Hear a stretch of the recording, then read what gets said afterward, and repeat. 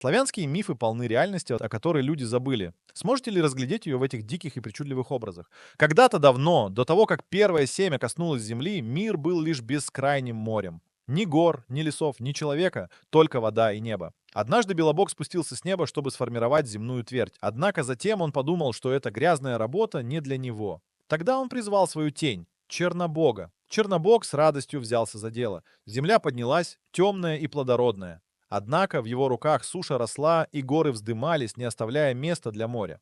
Тут Белобог захотел сам взяться за дело, но Чернобог уже не собирался делить власть с ним. Отправил Белобог посланцев на переговоры, но те увидели Чернобога верхом на козе и посмеялись над ним. Тогда Чернобог проклял землю, которую сам же создал. Чтобы спасти мир от полного осушения, Белобог преобразился. Он стал пчелой и полетел к Чернобогу. Он гудел над горами и морями, подслушивая бормотание Чернобога, пока, наконец, не узнал темную тайну, как снять проклятие. Чтобы остановить рост суши, надо было начертить на ней крест и сказать «довольно». Равновесие было восстановлено. Тогда Чернобог пришел в ярость. Он проклял Белобога не на смерть, а на унижение, и решил заставить его всю жизнь питаться пчелиным пометом. Но Белобог улыбнулся и коснулся улья. Так пчелы начали производить мед, золотой и сладкий. Другие говорят, что Чернобог, напротив, затапливал землю, и Белобога пытался утопить. В любом случае, оба были важны для равновесия в мире. Один приходил в сумерках, другой сменял его с рассветом. Но, друзья, это только начало. Велес. Некоторые считают, что Чернобогом в этой истории был Велес. Некоторые противопоставляют его Перуну. Но будьте осторожны с выводами. Славянские боги никогда не были однозначно добрыми или злыми. В древности все было намного сложнее, и если Перун был только богом-громовержцем, Велеса называли владыкой всей земли. Велес считался хранителем богатства, удачи и плодородной почвы. Как покровитель зверей и скота, он нередко появлялся в образе медведя. Поэтому и его жрецы держали медведя, который занимал почетное место в обрядах. В жертву Велесу приносили быка, оставляя в его капище бычью голову. На праздники ряженые в честь него надевали шубы мехом наружу и рогатые маски. Как воплощение двойственности Велес приводил мир в движение. Учил переносить невзгоды и ценить достаток. Убирая урожай, люди оставляли последний сноп пшеницы стоять на поле, как дань Велесу. Когда земля высыхала, люди собирались в мольбах к Велесу и просили дождя. Волхвы предсказывали волю Велеса через дым своих священных костров. Однако, если пламя гасло до того, как чтение завершалось, ценой становилась жизнь жреца. Сущность Велеса была загадочной. Его идол никогда не стоял рядом с идолами других богов. Он стоял одиноко, у реки, по которой отправляют в последний путь. Велес хранил реку Смородину, отделяющую Навь от Яви. Он провожал плывущих по реке в загробную жизнь. Те, чьи души были чисты, отражались от луны и по лучу поднимались в небо к солнцу. Нечистые души оставались с ним, чтобы возродиться или навсегда уйти в тень. Во времена правления князя Владимира по реке же проводили самого Велеса. С тех пор говорили, что место, где стоял идол Велеса, проклято.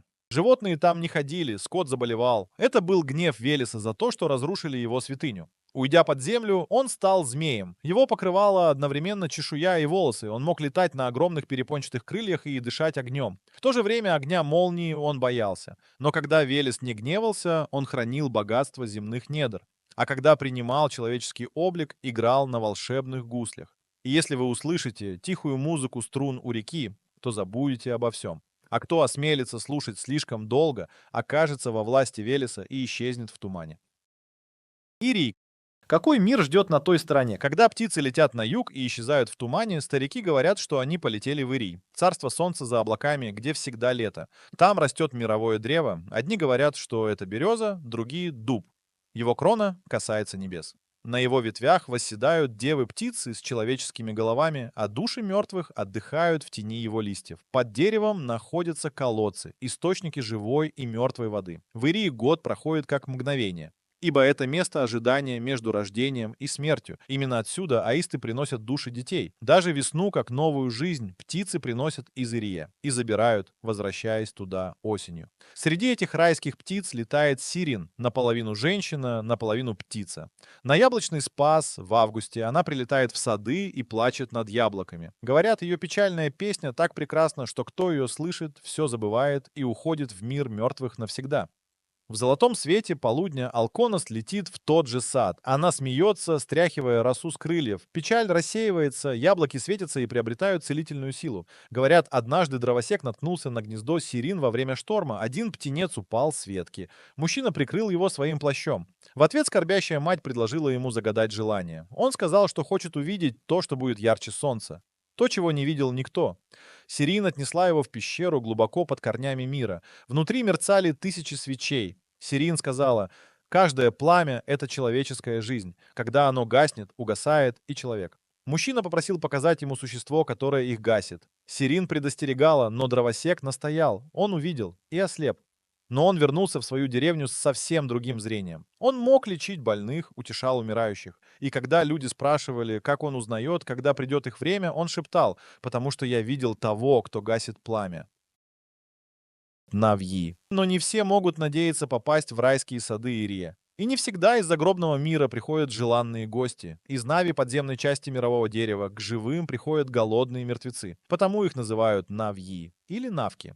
Ими становятся те, кто не познал жизни, никогда не чувствовал тепла солнца или любви матери. Дети, которые погибают от рук тех, кто должен был их растить, возвращаются с ужасной местью. Навьи могут являться в разных обличиях. Иногда они выглядят как дети, со слишком невинными глазами.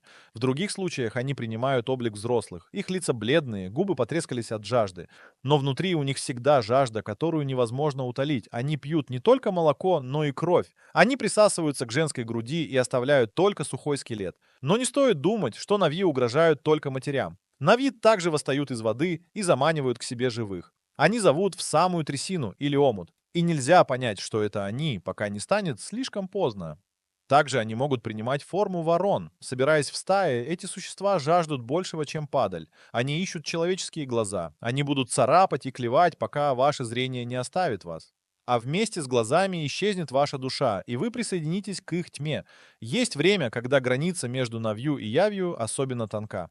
Тогда навьи ходят среди живых. Где-то это четверг пасхальной недели. Где-то это Навское воскресенье. В этот день семьи проводят поминки по детям, которых они потеряли. Им непременно надо сварить белые яйца по количеству усопших и положить их в траву. Только так можно защитить свою семью от навок. Перун. Но один из славянских богов спустился в самые темные глубины Нави младенцем и остался живым. Это был Перун, чьи дубовые идолы стояли на самых высоких холмах. Перед этими идолами раскладывалось оружие как подношение ему. С помощью своего копья он раскалывал небеса громом и молнией. Красный плащ отличал его от остальных. Бог грозы и войны не был главным с самого начала, но пришел к власти, когда военачальники стали сильнее жрецов. Перун родился у Сварога, кузнеца звезд, и Лады, матери жизни, хозяйки Ирия. Его рождение произошло не с криком, а с раскатом грома. Земля содрогнулась, и так в мир пришел бог грома. Но прежде чем Перун смог даже встать, его схватили. Ночью пришел зверь Скипер, наполовину человек, наполовину скорпион. Он похитил младенца Перуна, а с ним и его сестер. Зверь усыпил Перуна, а его сестер превратил в чудовищ из волос и когтей. Лада заплакала рекой и призвала своих старших сыновей. Полетели вещие птицы, Сирин, Алконост и птица Буря. Они искали по всему миру, пока не нашли зверя, охраняющего вход во тьму. Братья спустились в недра Нави, подземного мира. В глубине они нашли Перуна. Уже не ребенка, а спящего бога, неподвижного и холодного, как железо. Тогда птица-вестница Гамаюн принесла им живую воду. Братья вылили его на Перуна. Бог поднялся с огнем в глазах и громом в сердце. Перун пробился через заколдованные пропасти, нашел своих сестер, и они стали прежними. Затем Перун пришел в логово Скипера, дворец из человеческих костей. Там под черным камнем столкнулись Бог и зверь. Перун схватил чудовище, швырнул его на землю. Тогда мать-земля разверзлась и поглотила зверя целиком. Перун вернулся вправь, царство богов. Там он полюбил Диву Додолу, дочь владыки звезд и богини Луны. Но из глубин Черного моря поднялся змей с 3 головами и схватил Диву. Ее отец вместе с Перуном швыряли молнии, будто копья, и загнали чудовище на дно моря. Дива Додола после свадьбы стала Перуницей, богиней утра на золотой колеснице. Говорят, с тех пор славяне праздновали день похищений и делали обереги против тьмы, которая всегда может восстать. А в праздник, посвященный Перуну, нельзя было работать. Огонь надо было добывать трением сухих веток, а собранная вода в этот день наделяла силой и выносливостью. Но Перуна ждало еще одно испытание. Его дочь, охотница Девана, сравнялась с ним в силах и решила свергнуть его. Сначала они встретились копьями, но никому не удалось победить. Тогда они стали превращаться. Она стала львицей, он тем более крупным львом. Она превратилась в туман, он в ветер, который развеял ее. Девана стала птицей, Перун ястребом догнал ее. Тогда Девана стала рыбой и скрылась в волнах. И только богиня Мокош, ткачиха судьбы и повелительница вод, смогла поймать ее в зачарованные сети. После этого Девана поклялась, что больше не восстанет против богов. Вот так, рассказывая о гневе Перуна, часто забывают, что на самом деле его судьбу решила Мокош. Мокош. Одни говорят, Мокош — дочь Перуна, другие, что она мать всех богов. Она живет на краю болота, куда солнце уходит осенью. Там она возвращает его к жизни заклинаниями и травами, и она не всегда добра. Макош не просто богиня плодородия. Она прядет нить рождения и смерти и всю запутанную историю между ними. Ей всегда помогают доля и недоля. Пауки следят для нее за женщинами в доме, пчелы за мужчинами в поле. Мокош дает выбор, предлагает путь. Она знает, когда кто-то сходит с пути истины. Тогда она обрывает их нить или скручивает ее во что-то ужасное. Однажды Мокош встретила бедного человека, который ушел от жестокого хозяина. Она села рядом с ним, он предложил разделить хлеб и соль, и она благословила его. Указала на деревню, где он найдет богатую сироту, на которой женится. Мокош дала ему 100 лет. Он прожил их все. Но когда она пришла со смертью, он задрожал. «Прибавь еще 100, взмолился мужчина. Мокош согласилась. Прошло 2-е столетие, мир изменился, но этот мужчина все еще боялся конца. «Прибавь еще 100», — сказал он, и снова она прибавила. К концу 3-го столетия мох облепил его конечности. Он больше не знал названий звезд и деревьев. Он устал, и Мокош повела его к месту, где он обретет покой. Она привела его в березовую рощу. Старик захотел остаться в ней. Но Мокош покачала головой и повела его к цветущему холму у реки. Старику еще больше понравилось это место. Но Мокош открыла дверь под землю. Она сказала: «Это твое место. Если бы ты ушел, когда я пришла в 1-й раз, ты бы услышал песни березы в своей могиле. Если бы ты ушел во 2-й сотне, ты бы узнал смех цветов и колыбельную рек. Но ты оставался слишком долго, и теперь для тебя остались только крики проклятых». Леший. Когда тот человек покрылся мхом, он стал похожим на лешего. Не исключено, что другой старик так и не ушел. Он стал частью Нави при жизни. Леший может быть великаном, высоким, как лес, или может быть маленьким и притаиться под любым кустом. Его волосы и борода густые, как чаща. Его кожу покрывает кора и мох. Его глаза мерцают зеленым огнем. Его обувь всегда надета задом наперед, и у него нет тени. Леший не злой дух. Он хранитель диких мест, защитник зверей и деревьев. Но будьте осторожны, потому что если вы слишком далеко зайдете в его владение, он может не захотеть вас отпускать. Леший может притвориться знакомым, идущим впереди, но он никогда не даст себя догнать. А может увлечь разговором. Он может завести вас глубже в чащу, где звери смогут поживиться вашими костями. Но если он заставит ходить по заколдованному кругу, то также защитит от диких зверей. Таково его понимание справедливости. Чтобы спастись от этого, надо вывернуть свою одежду наизнанку, поменять местами правый и левый сапог, крепко выругаться или упомянуть чеснок. Если вы уважаете лес, не трогайте зверей и растения понапрасну, леший может вам помочь. Охотники и пастухи нередко заключали с ним сделки, предлагая подарки в обмен на безопасный проход или удачу. Известна история одного солдата, который нашел в лесу связанного лешего и освободил его. Благодарный леший тогда мгновенно доставил его домой и даже вызвался отбывать остаток службы за него. Тем не менее, характер лешего непостоянен, и ни один человек не может понять его прихоти. Некоторые говорят, что он появляется как большой мухомор, и его красная шляпка блестит в лунном свете. Или он может выглядеть как лис, или даже как обычный человек, а иногда его вообще не видно. В каждом лесу был только один леший, но у него могла быть семья, как из других лесных духов, так и из похищенных детей. Он может подменить украденных детей своими, но также может вернуть их в обмен на отправленные в лес дары. Больше всего леший ценит оставленные подарки, которые не найти в лесу, даже если это всего лишь оставленный на пеньке пирожок. И осторожнее с выражениями. Если в приступе гнева отправить кого-то к лешему, он действительно может забрать этого человека. Полудница. Не только в лесу можно встретить духов Нави. Там, где люди работают на земле, бродит полудница. Она идет по полям, когда солнце стоит высоко, и сама земля, кажется, содрогается под его тяжестью. Некоторые говорят, что она красива, высока. Ее кожа бледная, как кость, ее глаза яркие, как солнце в зените. Другие говорят о скрюченной ведьме с лицом, покрытым оспинами, но она не обычная женщина, а существо, рожденное самим полуденным солнцем. В ее руках всегда серп или сковорода. Полудница не терпит тех, кто осмеливается работать в самый солнечный час. Она подходит к одиноким трудягам и задает им вопросы. Она спрашивает о выращивании льна, о качестве полотен,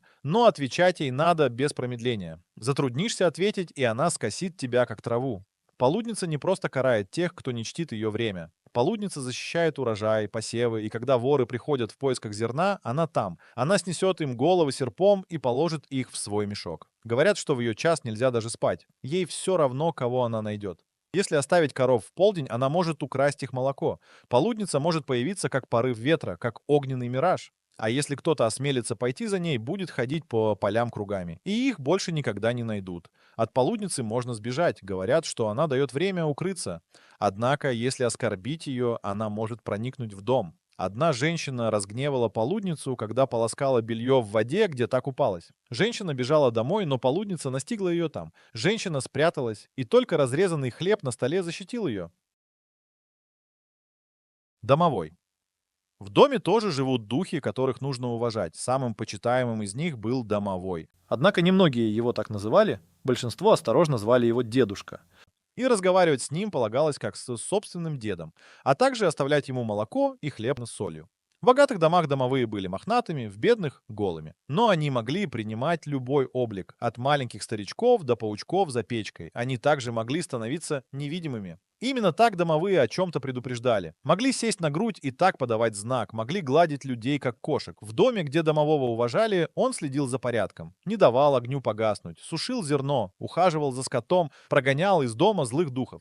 Но разозлите домового, и вы почувствуете его гнев. Глубокой ночью вы можете почувствовать, как вас щиплют холодные руки. На утро останутся синяки. Он может разбить посуду, спутать пряжу, спрятать нужные вещи. В худших случаях домовой мог съесть всю еду, поджечь дом и погубить скот. Ему нельзя перечить. Чтобы задобрить домового, можно оставить ему сыр и мед. Но если домовой был действительно злым, хозяева дома могли тыкать вилами в углы и ножом под дверь, чтобы его прогнать. Все эти духи и древние боги — не просто истории. Это предупреждение о вещах, что вне власти людей. Никогда не забывайте о них. Ведь эти сущности никуда не ушли. Они просто смотрят из леса, из огня, из сумерек и ждут, когда вы забудете правила.